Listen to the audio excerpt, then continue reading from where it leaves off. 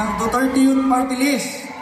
Ang kaisa-isang party list sa Kongreso na lumalaban sa mga makakaliwang grupo.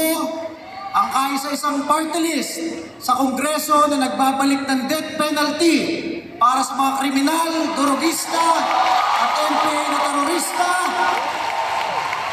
Ang kaisa-isang party list na nagtanggol kay Pangulong Rodrigo Duterte sa Kongreso at sumama kay Vice President Sara Duterte sa Kongreso.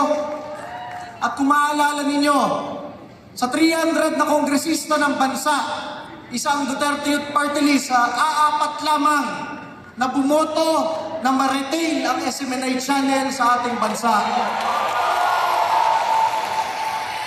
Ganun po ang aming paninindigan sa Duterte Youth Party List na kahit nag-aalisan na lahat ng kongresista, kami ay naninindigan para sa aming kaibigan, ang susunod na senador, number 53, Pastor Apollo Quiboloy. Alam niyo, nung tinanggal ako ni Pangulong Bongbong Marcos, kahit fixed term ako sa NYC, as NYC chairman, yun rin ang linggo kung kailan inatake ang KOJC. At sa tingin ko, kami ni Pastor Apollo Quiboloy, baka makuha pa namin sa aming puso, mapatawad kahit konti dahil mapagpatawad si Pastor. Pero hindi namin mapapatawad ay yung ginawa ng mga kongresista kay Vice President Sara Duterte noong huling linggo.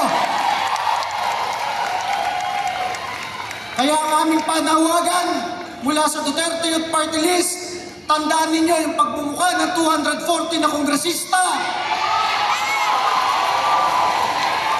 na nag-impeach kay Vice President Sara Duterte.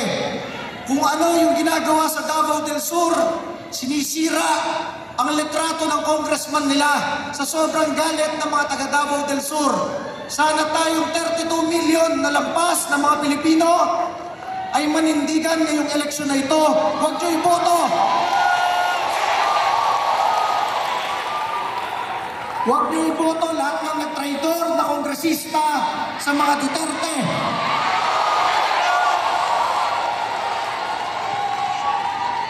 Ang Pangulong Duterte lamang at ang Vice President Sara Duterte ang nagpoprotekta sa ating lahat mula sa mga kriminal, durugista at terorista.